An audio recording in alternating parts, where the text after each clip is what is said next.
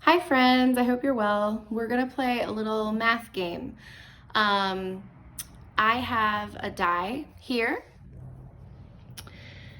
and it has dots on every side. And I'm going to roll this and we're going to practice seeing the number and saying what it is instantly, right away. I'll give some of you a challenge.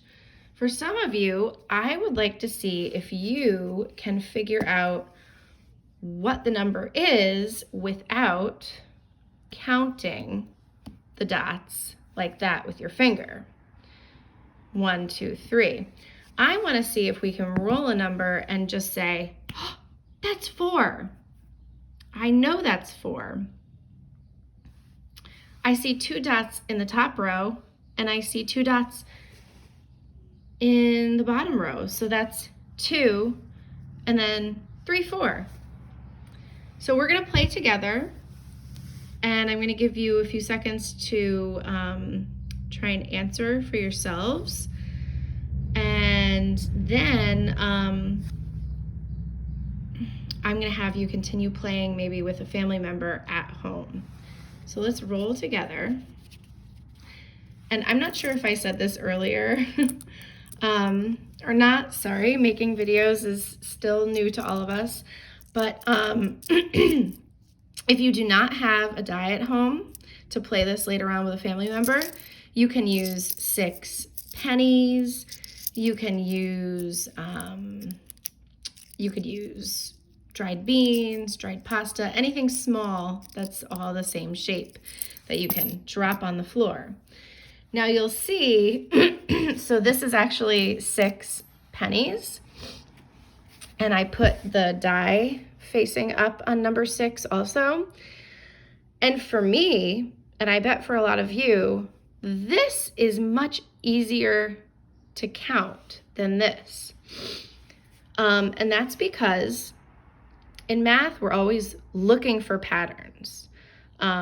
Patterns make it easier for us to count and to do big math when we get to be a little bit older, like some of our older brothers and sisters. So when we have our dots lined up like this,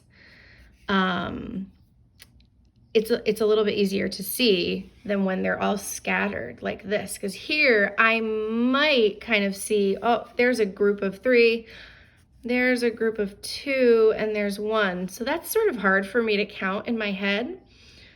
So what I would encourage you to do is to try to organize your pennies or your beans into a pattern. We usually use rows when we're doing things in math like this. So I'm going to move my pennies to the side and I'm going to use this die. So let's roll and we're going to see if we can just see and say the number. Well, that one, we did just do that number. Do you remember what it was when we had the die facing up last time? See if you can say the number. And if you're not sure, go ahead and count the dots.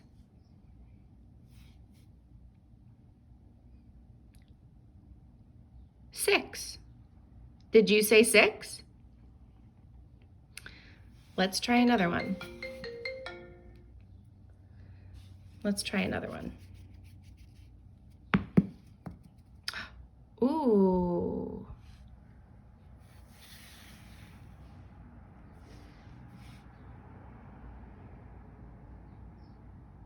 Can you say that number? What number did you get? Did you see it and say it? Did you see the top row was 2 and then count 3, 4? Did you see one row of 2 and another row of 2 and know that that's 4? How did you figure it out? Let's try another one. Whoa, we got the same number. Let's roll again. And again, wow. What are the chances of that? And again, hang on. I think I'll just make this one. Do you know that number?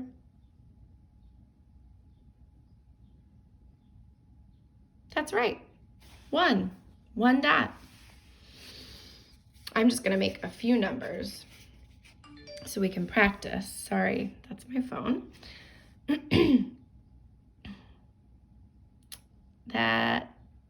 Do you know that number? Did you say 2? How did you know that was 2? Tell your family member. I'd like to share how I know this number is 2 so easily, because I saw the dots like this, and to me, they looked like eyeballs. And I just know what that pattern looks like because I've seen it so many times before, because most people and animals have 2 eyes. Most, not all. And to me, it looks like a face with 2 eyes, and I know everybody has 2 eyes. So that's how I knew my number. So you can try to find a die or use some pennies or dried beans and try making some numbers of your own and see if you can see the number and say it. And if that's a little bit tricky for you, and that's okay, especially since we've never done this before in our classroom, and some of you may be in different classrooms. So another fun thing that you can do with things like pennies is you can practice just making your own numbers and counting them up.